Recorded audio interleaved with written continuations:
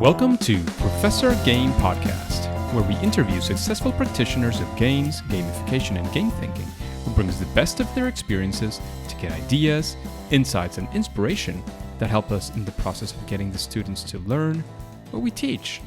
And I'm Rob Alvarez. I teach and work at IE Business School in Madrid, where we create interactive and engaging learning materials.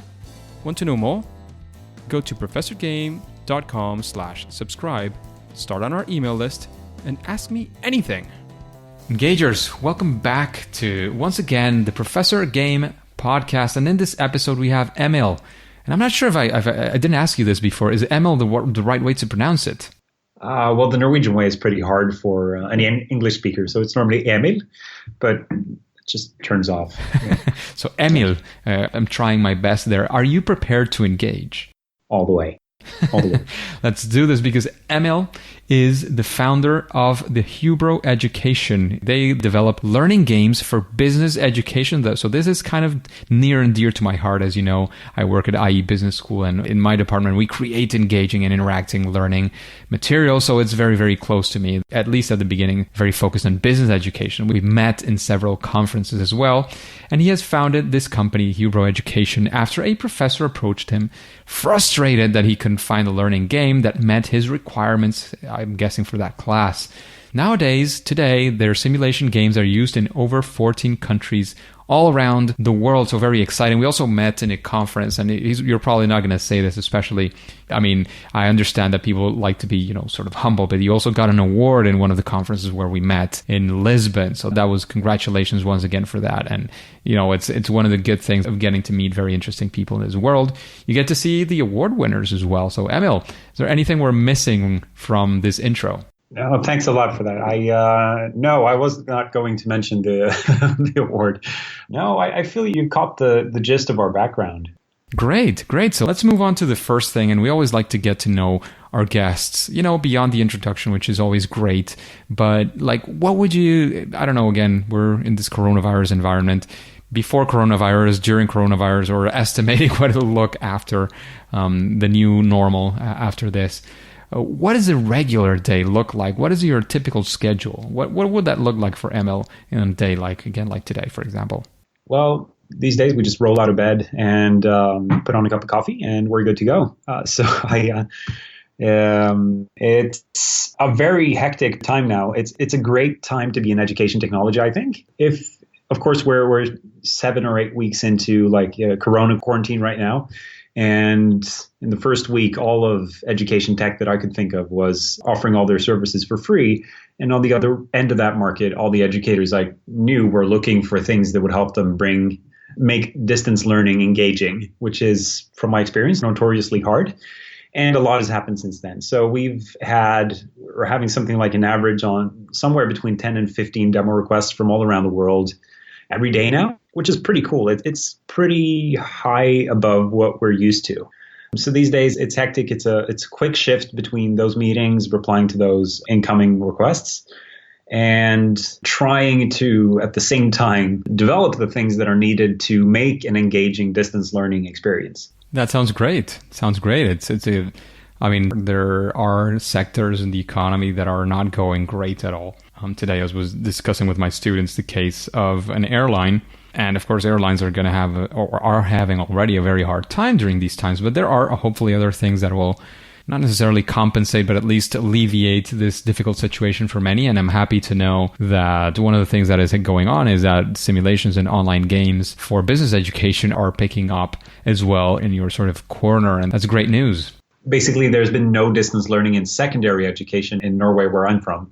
And just overnight, something like 75% of all the teachers nationally just joined in this one Facebook group and started sharing their problems and how they could solve it.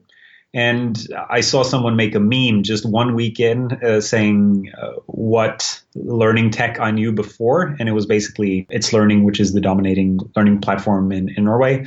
And afterwards, it was just this huge cloud of words with new skills that they required. And I think it's possibly the best thing about this entire thing. There's a lot of downsides, companies going bankrupt, people losing their jobs, people getting sick.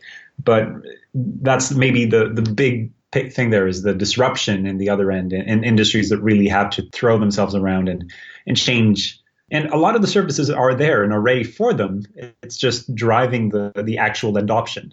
Yes, it is. It is pushing for that, and it's also pushing the boundaries of what these services are capable of doing nowadays. And I can tell you that from my experience of teaching online right now, some services are, and rightfully so. It's not like nobody expected this to happen. Some of them are also struggling with their capacity right now because, again, they weren't expecting their services to be used 100 more times than it used to be the week before, right?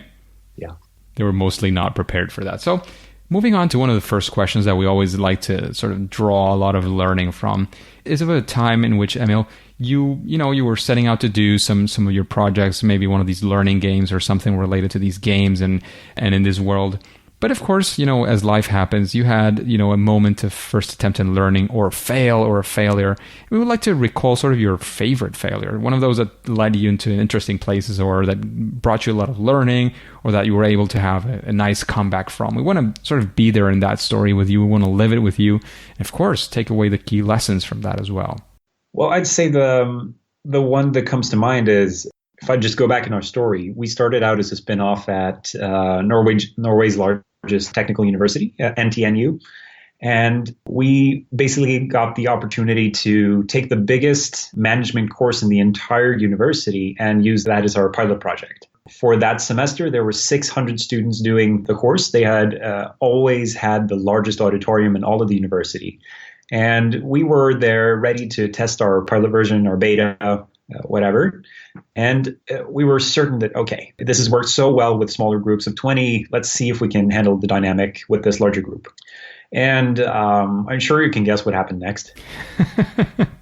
So it's basically the same thing that's happening with everyone at the moment. Like suddenly, instead of having 20 people on the server, you have 600 and it goes down. And you're so aware of time. Like for every time that passes, if you have 600 students in the room, then you're wasting, 10 hours of work time for every minute that passes by. And it's like so extremely hectic and such a maturing experience where you have to.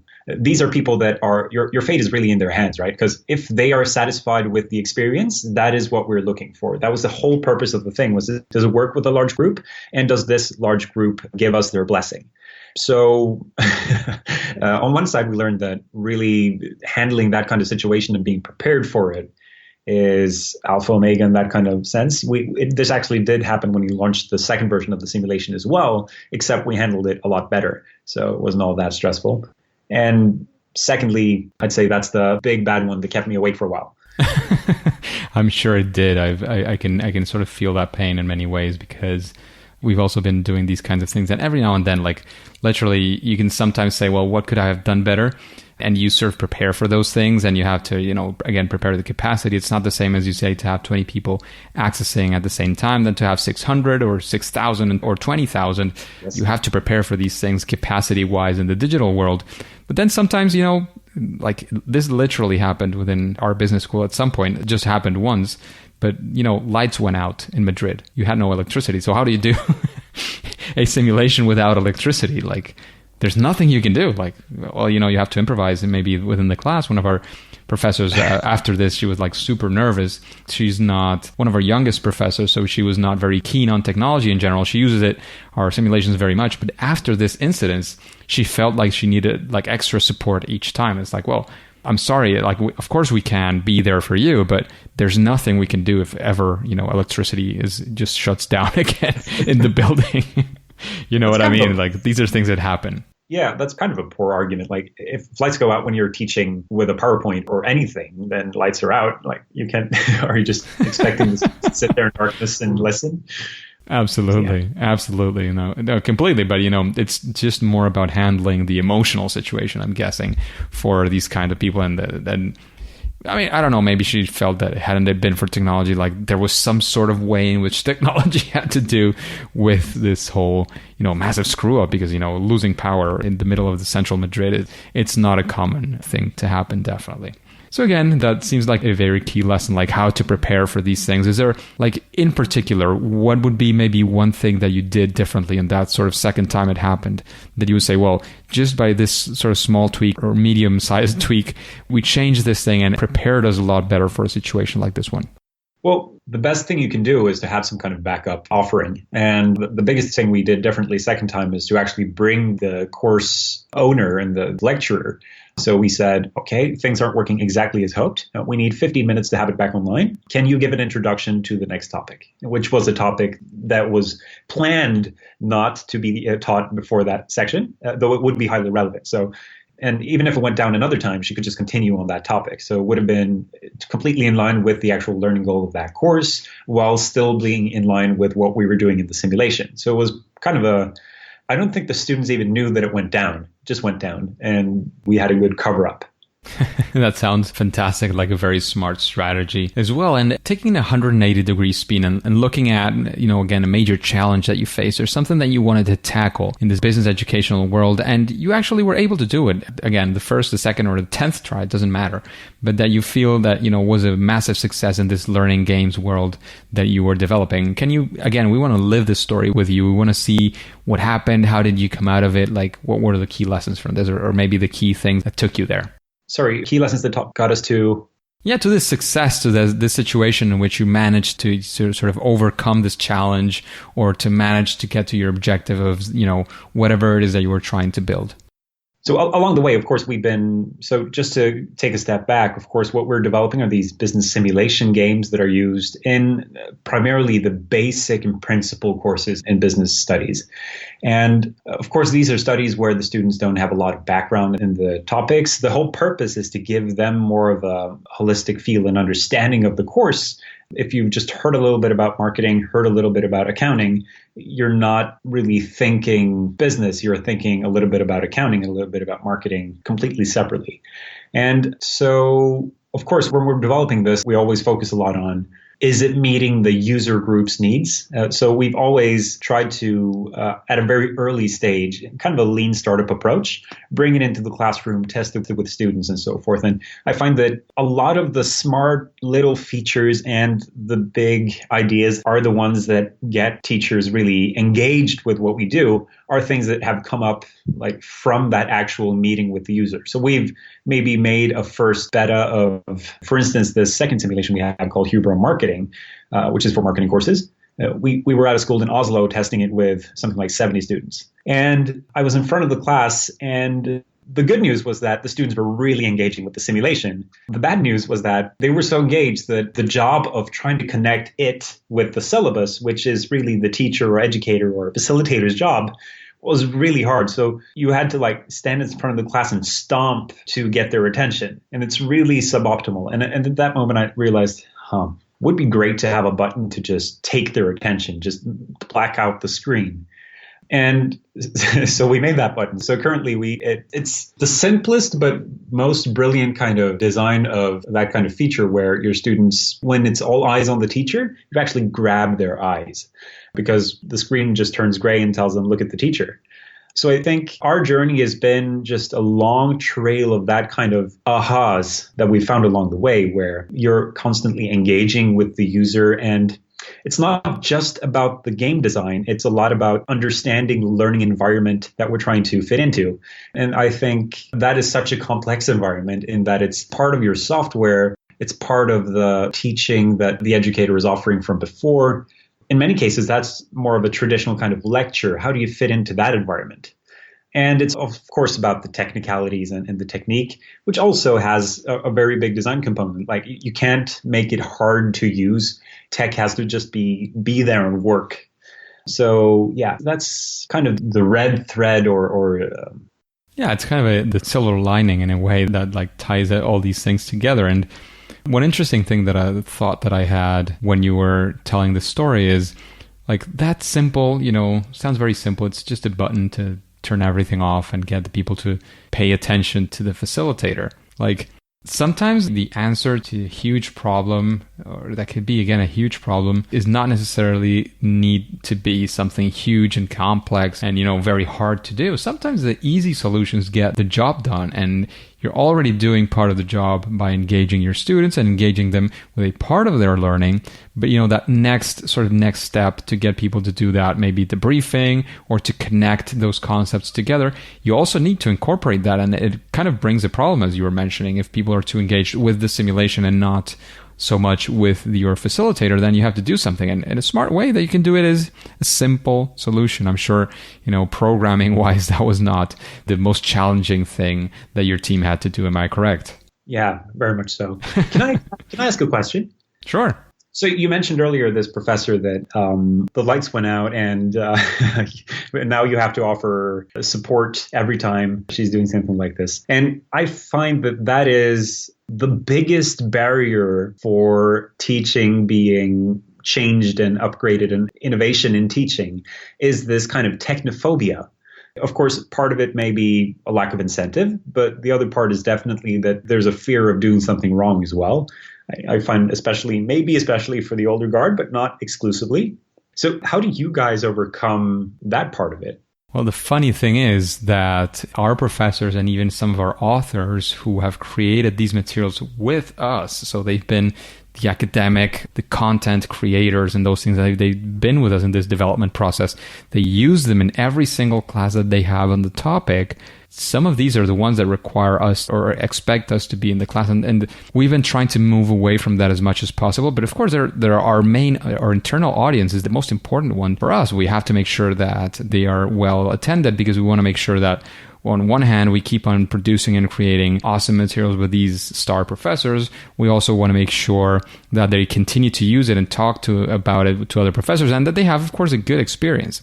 But the funny thing is that once you take that sort of out of our business school, our university, and of course, somebody in another country, they cannot have us, right standing next to them and clicking the button next in the simulation in their screens. That's something that's just physically not possible. So once that happens, these other professors who might have exactly the same profile, they use it by themselves. They have success with it because that's, of course, very, very important that you really take away most of the technical problems that they could have, anything that is not related to their pedagogy, like anything that has not to do with that. If that's taken away and they do it successfully once and twice, they're off to the races. I mean, professors are very smart people as well. I mean, there's many, professions and people in general that are very smart, but professors are also very smart. It's not like they're stupid. It's not like they're not capable of using technology. They create their own PowerPoints. They create their own things. They use computers every day. It's not like these are, sort of people who are, I don't know, I don't want to name any professions or anything, but people who never use technology. They use technology every day, but they're just like so used to having that sort of near person helping them that maybe they fall into that sort of trap. And again, some of our professors who have used these and were used to having somebody right next to them, like supporting, not really supporting, because again, if Wi-Fi falls and internet falls and your block, I mean, these are connected to servers. We cannot bring the Wi-Fi back. We're not technical. It's not the technical people who go there. It's more people on the pedagogy side who know and understand how the simulation works. They felt like more confident with this support. But once they were needed to teach, for example, they needed to go to China and teach it. Of course, we're not going to travel to China to teach it with them. No. They use it by themselves. They have success with it. And it's like, I actually can do this. So it's more of a self-confidence situation. In many cases, not every one of them. There is people who are never going to use these things. And that's something that has to be said clearly as well. You want to work, and you've probably seen this with the people who have some, keenness or some willingness, at least. That's something you can work with. If it's somebody that just from the start says, I'm not interested and that I don't want to do it, don't lose your time. Don't lose your time unless there is some sort of key stakeholder in some way and you have to convince them. Yeah, definitely. I definitely recognize that. In university, we read Crossing the Chasm. I bet you're familiar. Absolutely. So Crossing the Chasm, just for the audience, for people who might not be familiar, you go ahead and explain it, please, Emil. Well, it basically portrays the market as this bell curve where the audience to the very left are the people who are the most inclined to adopt your technology, and moving further and further right as you get to a larger part of the market, they are less and less inclined to. And the first section is then called innovators, then early adopters, and so forth. And what I was getting at is when you pass the 50% line, then you get to this late majority and then the laggards.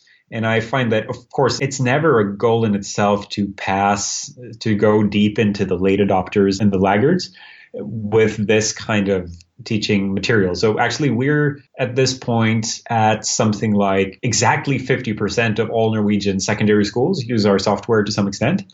And at this point, we've just said, we're not going to invest anything in getting into more schools like this. If anyone finds us and knocks on our door, of course, they're welcome to get exactly the same treatment as everyone else. But it's just not worth it knocking on their door anymore. Pushing them to this kind of thing. And maybe you're starting to think about, not only Norway, you're looking at, I don't know, the countries are around you, like, I don't know, Sweden or whatever is your first focus, or the rest of Europe or the rest of the world. Yeah. Because there you will find more of that early majority or those early adopters and so on. So yeah, definitely. That makes a lot of sense. And Emil, when you're creating one of these learning games, I'm guessing that you have some sort of, I don't know, structure when you're creating these things. How do you do it? How do you approach a project? Let's say you want to create an operations simulation game tomorrow. How would you approach it? What would be your strategy? How do you gather your ideas and your team together? And how do you do these things? Well, we have kind of developed our own process over time. So we've been doing this for 7 years now, and we find that we apply a lot of kind of design principles and just basic entrepreneurial product development principles. And of course, we always start with the end user and the need and the purpose of the offering.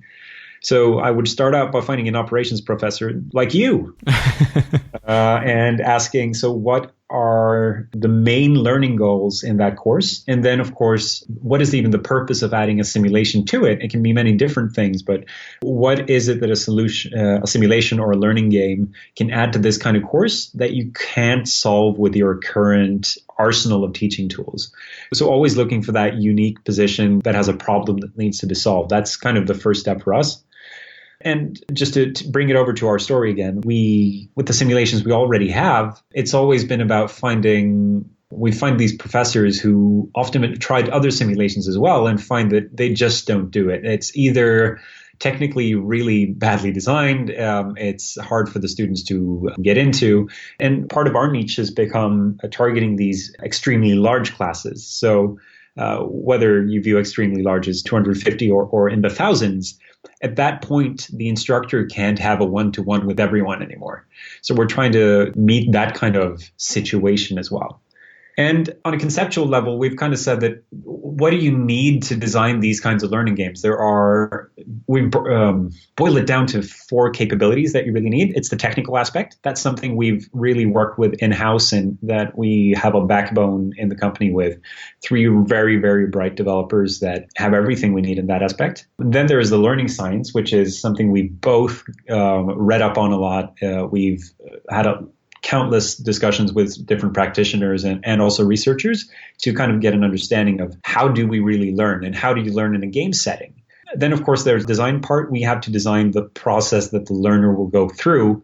And that is, we're kind of working from both ends there. We are first imagining what it could look like, but then as I said earlier, we take this kind of lean approach where we make something very simple, we try it out on some users, and we see that, here we have this, there was this great dialogue over here. We can make this kind of dialogue show up in many other tasks as well. This is just the thing we're looking for. And then finally, there's the academic aspect. What is the subject matter that you're conveying? And we've focused on, I'd say, a kind of narrow field in it's the business studies. But then again, we can't be experts in both marketing and management accounting and corporate finance and operations. So we always ally with a lecturer or a university to make sure that they are making the academic foundation for it rock solid. So that it's not necessarily tied to a textbook, but it is tied to the lingo in that area. And following this recipe, we've never had anyone arrest us on either one of these. I think it's that small intersection between them where you are able to create great learning games, and especially great learning scales for scale, both at the class level and on a global level. The technical aspect would say isn't that important if you're teaching a small class and you're making a simulation in Excel or some other simple tool. But if you're scaling it to tens and hundreds of thousands of students, then it really has to have that safe tech aspect as well. Absolutely. Absolutely. Just a quick break before we continue. Are you enjoying this podcast? If you're listening through a podcasting app, please subscribe and rate us on the app. This will be of great help to reach more engagers so we can change the world together through gamification. So Emil, what would you say is something that is sort of a best practice, something that you would say is, again, a best practice, something that any business learning games should incorporate, or something, some strategy, some perspective that you use in that sense? Would you say that there's such a thing for business learning games? Well, yes, and I do think that there's one aspect that maybe even business learning games are good at that many other things aren't. But I think if I have one kind of, I can't remember the English word, but kind of a cause that I would parade through the streets for, it's that educators could consider themselves in a way as marketers and salespeople, because you are fighting for the attention of a listener. And whether you're making a game or you're making some other kind of media or learning material or anything, you are always trying to convey a message. And you cannot just assume because you write it on a page or write it in instructions for a simulation that the listener has actually observed and understood the content of it. I think that is something so many educators would benefit from, is not assuming that if I say it or write it or put it on a note, that it's something that the student will, first of all, see. That's one thing, but then understand and behave according to. So, I mean, there's no simple way of solving that problem, but I do think just being aware of it does do a lot about it. So, taking this back to educational games or the learning setting in general, I would say that, of course, a lot of these games are, of course, they have an easier time catching your attention than, for instance, a video or a lecture or that kind of thing. But I do think it is a kind of let's call it a first principle, that it's about catching their attention and creating engagement. Then, of course, you need to start by catching that attention and keeping it some way. Absolutely, absolutely. So best practice would be, sort of thinking like a marketer and how to catch the attention of your learners, which is definitely something we're absolutely into, especially in this world of gamification, creation of games, which are engaging mediums to reach, amongst other things, the attention and the engagement of our learners. And would you say that there is somebody, I know you heard a couple of episodes as well. We've been talking for a while, we've discussed like what are the things about this podcast, and is there somebody that comes to your mind, somebody you would like to listen to, somebody else, of course, after this interview that you've had, that you would like to hear from in an interview like this one in Professor Game? There are. First of all, I haven't gotten to the bottom of your list. Absolutely.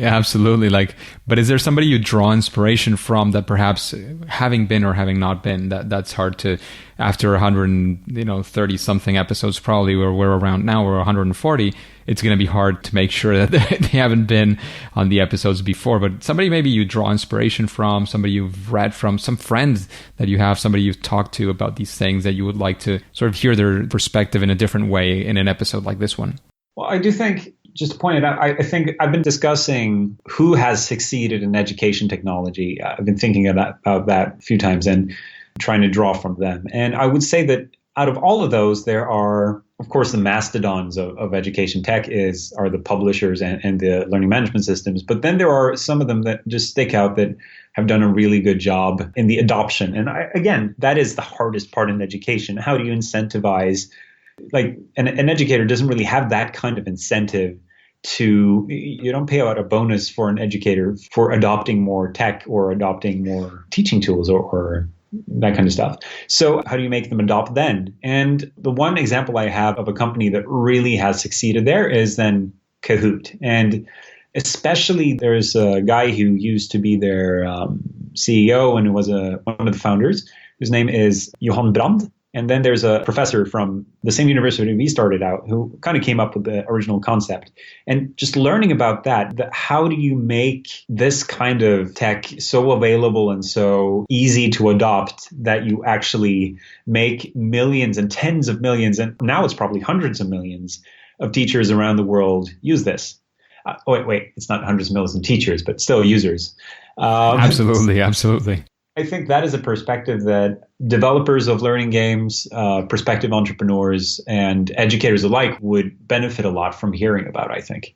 So one of the founders of Kahoot would be probably one of your recommendations, right? Yeah, definitely. And in that same sense of recommendations, is there any book that you would recommend an audience like this one, like The Engagers, to read? Again, it could be very directly related to learning games, or it could be sort of in a circumvalanced area, something that is near to this or not so near, just to draw general inspiration. Is there something that you would recommend us? I'm a terrible reader. I read way too little. I kind of want to say, because, well, in the sphere of education, I feel like our company has been compared a lot of times to some others that work with kind of workforce training, gamified workforce training, and that kind of stuff, where the whole point of it is this repetition of some kind of routine. And my argument for what separates us is what Hubro is doing is not that. You are giving the students a safe environment to stop, think, analyze, discuss, try something out, and then reflect over what happened. And a framework that has given me a lot of perspective on understanding the difference there. It's not a textbook. It's close, though. So it's Kahneman's Thinking Fast and Slow. So, I mean, the understanding that I've kind of gotten about the human mind from that book and from hearing interviews with him as well is very, very insightful. Of course, it's a tough read, but it's truly insightful and points out, like, I find myself, like, you know, when you sit with a book in your lap and then you read something that just makes you go, huh, okay. I do that all the time. Those kind of cognitive biases that he's pointing out, like, oh, yeah, I actually did this today. And again, a tough read, but every 10 pages you'll have like a new concrete takeaway that is guaranteed to change your behavior in some way. Fantastic. Daniel Kahneman's Thinking Fast and Slow is definitely a powerful book I've heard from before. I have to read it. I have it on my list, definitely. And in that same, sort of cruising around these recommendations, I would like to know if you have what you would call your favorite game.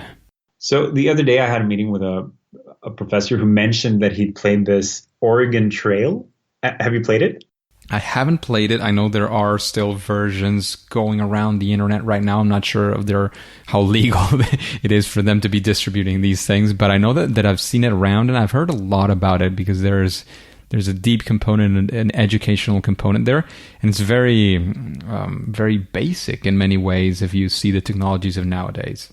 Oh, extremely basic. I'm sure a bright 10th grader could program it if he has the skills. And I mean, the reason I point to it is because it has these beautifully simple mechanics where there's no one right answer. You still have you have a clear goal. You have a lot of variables that you still have to play on. You have these mini games inside it where, well, you can't bring enough food to ride your horse and your wagon 2,000 miles, so you have to hunt along the way. And I do think it forces thinking. It does require a bit of skill. It has this great story element. Of course, it's from 1985, so there's no reason talking about graphics, but still it has this historic context that I also love. So I think once I found it after this professor told me about it, I just had to play it through. And when I failed the first time, I had to start over.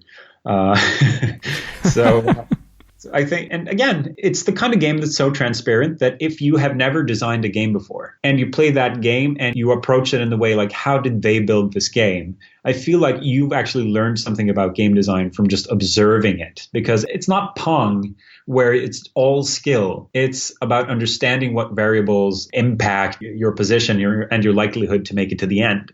And I think that's so transferable to so many game environments, and not just game environments, but situations where you have to think critically throughout. Absolutely. It is a great game. I've heard many things about it, and now I'm having sort of that worm bite me back in saying that I have to play it as well. So thank you for that. I'll try to, these are, as you were mentioning, you're getting all these demos. I'm getting a lot of requests of many different things, both from the usual job, from the 9 to 5, here related to the podcast, also related to my current teaching, which is very, very intense in this period. So I am pretty busy, but I always try to look for finding some time to get some of that inspiration as well. And Emil, before we let you go, I want to make sure that you let us know where we can find you, where we can find out more about your games, about Hubro Education. And of course, if you have any final words of wisdom to leave us with, and then we'll say, as usual, that it's game over. Well, the easiest way is to go to our homepage, hubroeducation.com. If you leave us a message in the contact form or in the chat there, then it's likely that I'm the one to respond. You can also find me on Twitter at Hubro Emil. That's HUBROEMIL. And otherwise, I don't think I have anything to say except thank you so much for having me on. And it's been a lot of fun. Thank you very much for joining us, Emil. It's been a pleasure. It's always great to, have this sort of back and forth with people who are interested in these things, who have had a lot of experience as well. You've been doing this for 7 years, creating these games, and as well, we can sort of riff-raff a bit about what you're doing, because we're in very related fields as well, and that's also very, very cool. However, at least for now and for today, it is time to say that it's game over. Hey, Engagers, this podcast only makes sense with you, so why not connect on Twitter? That way, we can be in contact, we can interact, you can be seeing what's going on lately, what questions you might have for a future guest. Even, maybe there's something I can help you with. You can find my Twitter account in professorgame.com/Twitter. I'm always sharing content on gamification, especially around education and learning. And hey, don't click continue yet. Do you want to know what the learning iteration is all about in gamification? Then subscribe using your favorite podcast app and listen to the next episode of Professor Game. See you there.